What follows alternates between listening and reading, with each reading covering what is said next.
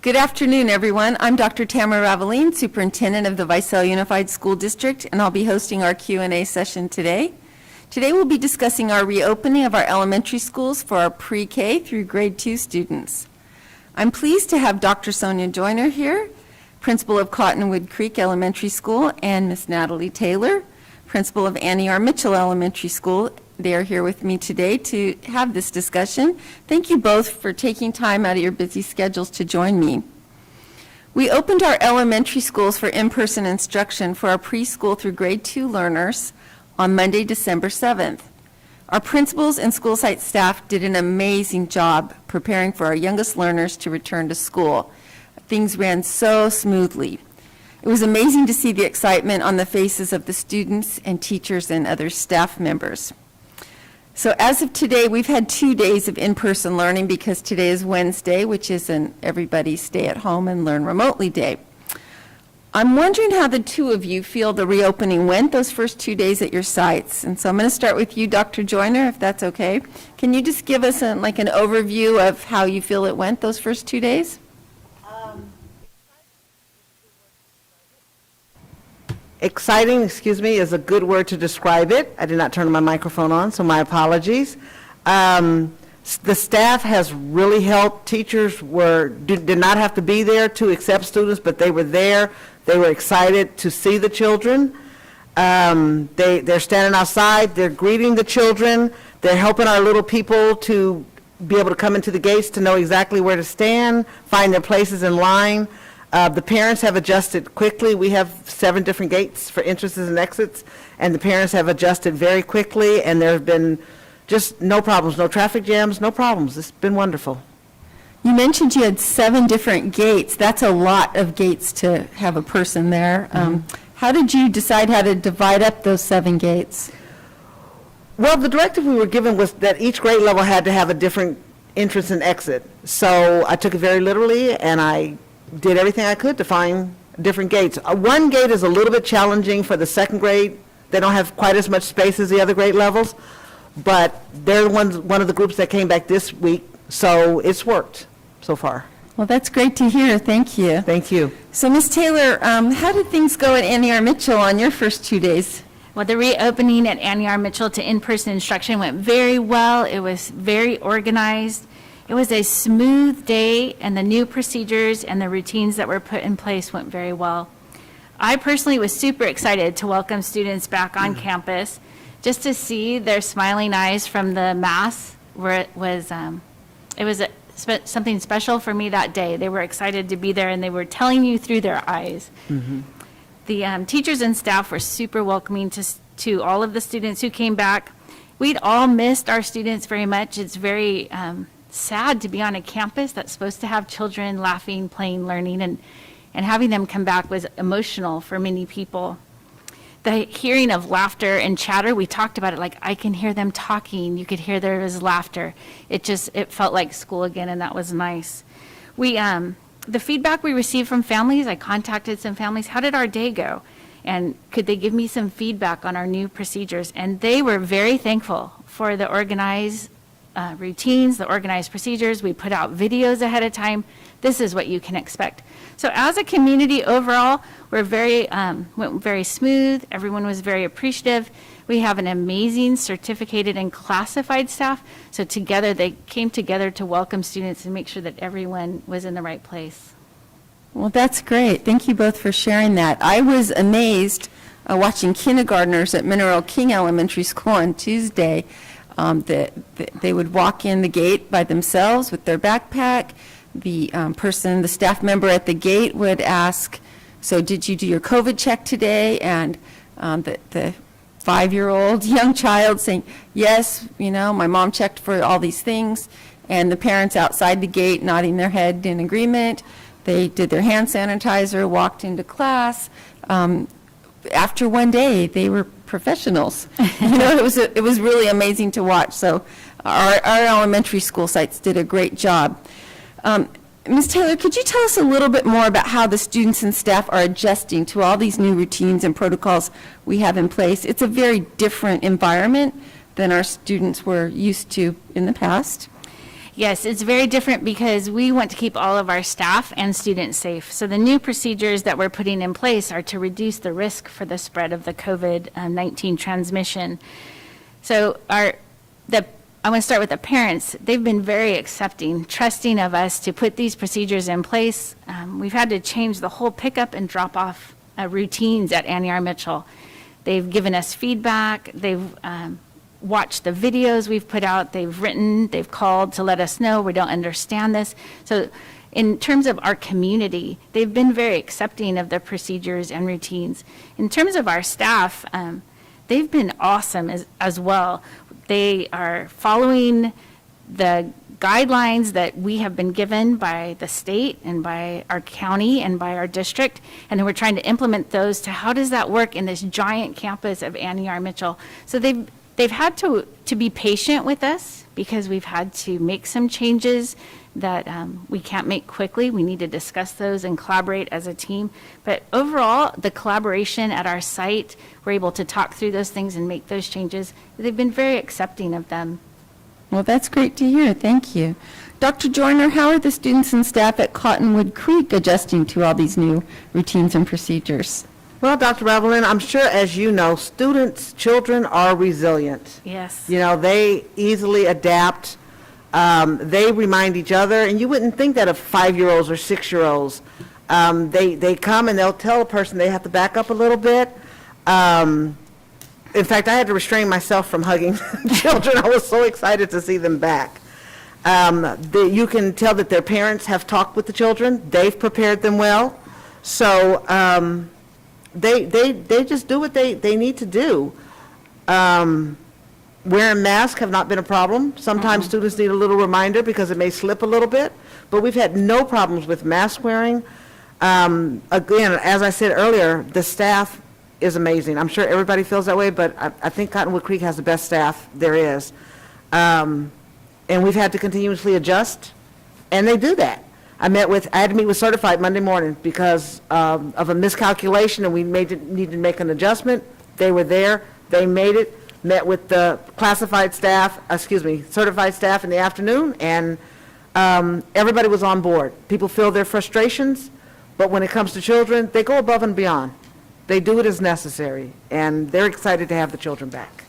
Thank you. I can see that at the school sites I've visited and in talking to many of our educational leaders, just the love and care that our school staff has for our students is above and beyond. I mean, it's just a beautiful thing. So thank you. Next, I want to talk about, there's always challenges. You've both mentioned a few challenges. So just can you give us a flavor of some of the biggest challenges that have surfaced in this reopening? And Dr. Joyner, we can start with you. Thank you. Probably one of the biggest challenges is parents changing their mind from their original choices for various reasons. They'll have an illness in their home or a work change or something, and I really try to accommodate parents as much as I can. But it's been a challenge, and trying to accommodate the parents and not change their teachers as well. That's been one of my biggest challenges, as well as finding the resources. Because I have the 7 gates, finding enough people to man those gates and make sure that, again, everyone is safe. Lunches are provided for the students, and it's been a challenge finding the resources. But we've been successful, but it's an ongoing challenge. So how did you mentioned lunches. All of the meals are grab and go. So how did you navigate that? What does it look like if I'm a student and I'm leaving my classroom at the end of my session? Where do I pick up my lunch, or does it come to me? Or it does not go to them. I worked with our nutritional folks, and we decided to have it at each gate. I give them numbers in the morning of how many students are there for each grade level. They are so wonderful. Oh my gosh. They count out the lunches, they have them at the gates ready to go. So as we say goodbye to the students, we give them their lunch and they move on. It's worked very well. So as a student, on my way out the gate, then I would get my lunch and breakfast for the next day. Yes, ma'am. That's awesome. Well, thank you, Dr. Joyner. Ms. Taylor, what challenges are you finding at Annie R. Mitchell? Our biggest challenge occurred prior to opening. It was our biggest challenge was setting up the campus. We could only imagine how students would walk, how they would line up, how they would get in the classroom.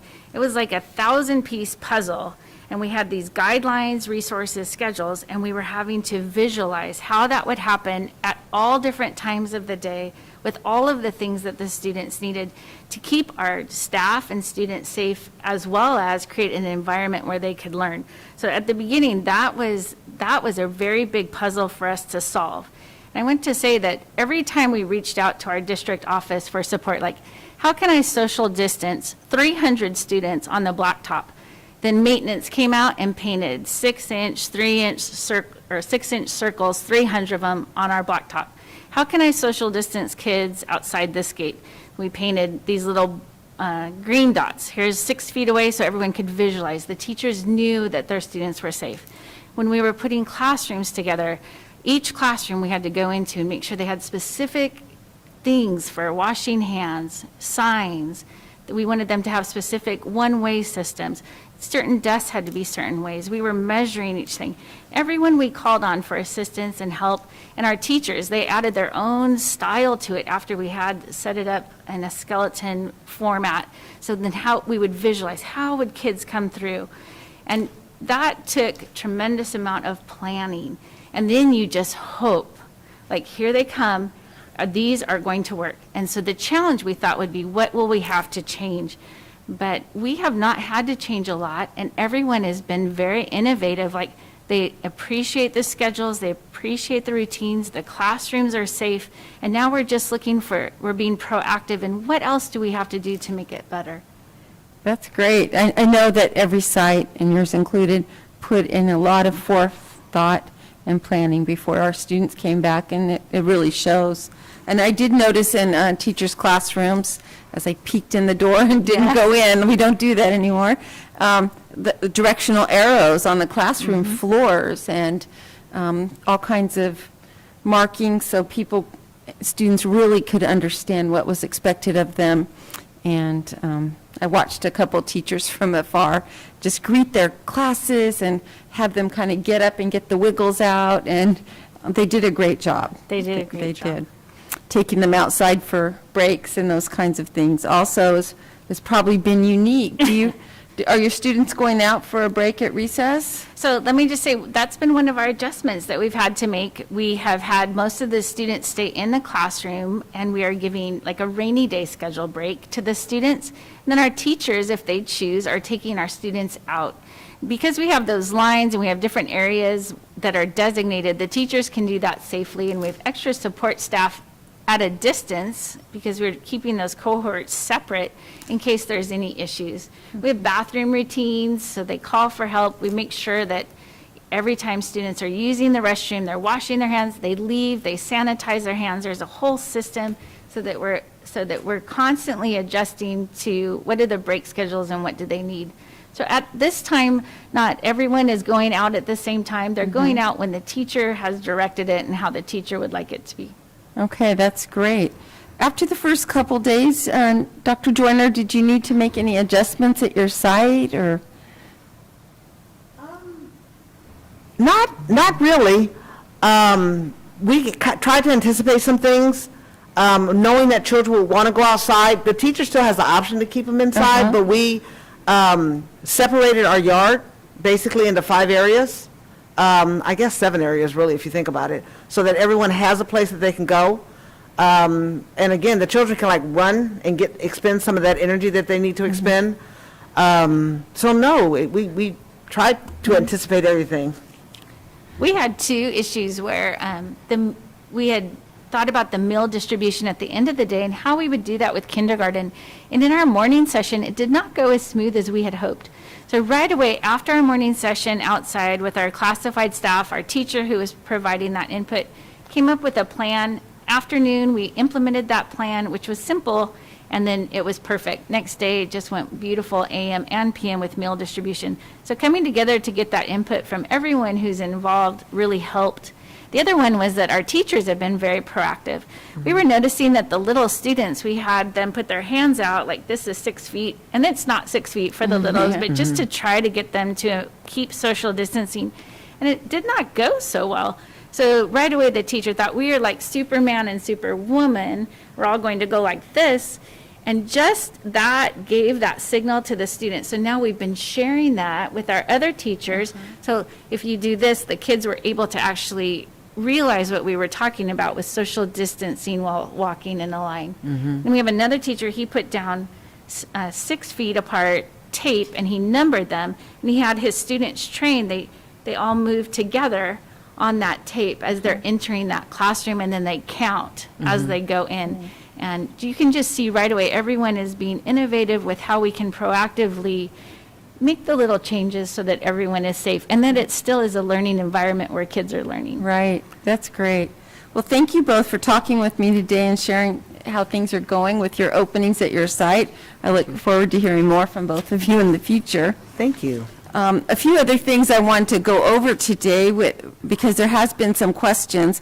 With the state of emergency notification that California residents, including all of us, received yesterday on our cell phone, we've received phone calls and emails and such as, what does this mean for schools?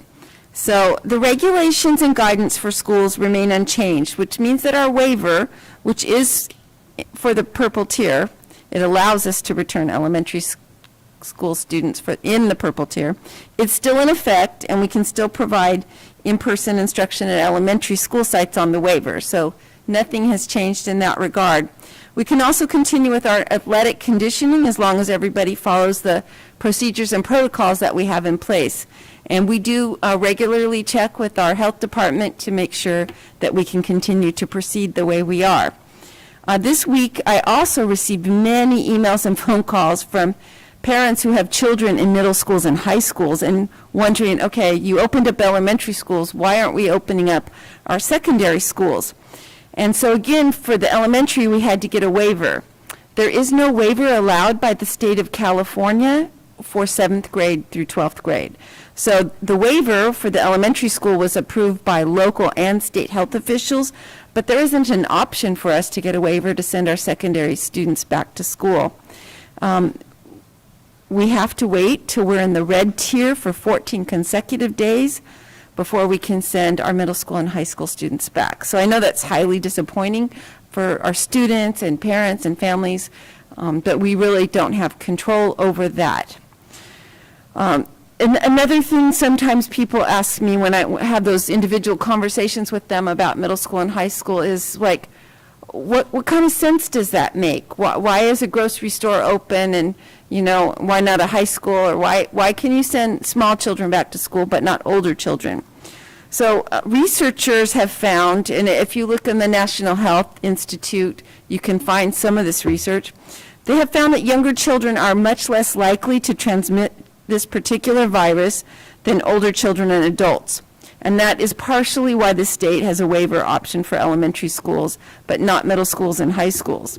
Listening to Dr. Mark Galley, who is our California Secretary of Health and Human Services, he's provided that science behind the reduced risk of transmission for young children, and he's had those conversations with school leaders throughout the state so that we can understand some of the thinking as to why waivers are available for elementary students. And we as school district people, educators, rely on our health professionals, our state officials, and our local officials for that guidance and support so we can make the best decisions possible for our students and our community. Our VUSD Director of Health Services, Susie Skaden, and I met last Thursday afternoon with our local health officials just to review all of our procedures before we opened up schools again, make sure we had everything in place. And we're meeting with them again tomorrow afternoon. So we're going to continue meeting with them as frequently as we can and as necessary. That partnership with our health officials is invaluable because they, again, provide us support and guidance so that we can have the best plans and protocols in place to protect everyone as much as possible. If there's any changes to our reopening plan, then we'll let the community know as soon as we do after we have that consultation with them tomorrow afternoon. I know these are difficult times for all of us. It's very stressful not to be able to have our students back in school and to worry about their learning progress, but also their social and emotional health. We know that our students sometimes have anxiety. Not all of them learn well in distance learning. And so we want to provide as many options as possible, and I want to assure you that we are doing that. I want to also ask you all to please do your part. Wear a mask whenever you're not in your home. Avoid crowds and travel. Maintain that 6 feet of social distancing, because getting our numbers down and getting us into the red tier is the only way that we're going to be able to bring all of our students back to school. So I'm asking you really to consider following all the guidelines that you possibly can. We need to bring that rate of infection down and have it decline significantly. Thank you for joining us again. As a reminder, these sessions are recorded, so you don't need to watch them at exactly 4 o'clock when they go live. You can watch them on our YouTube channel at any time. And I want to thank you and again ask you to please take care of yourself and each other.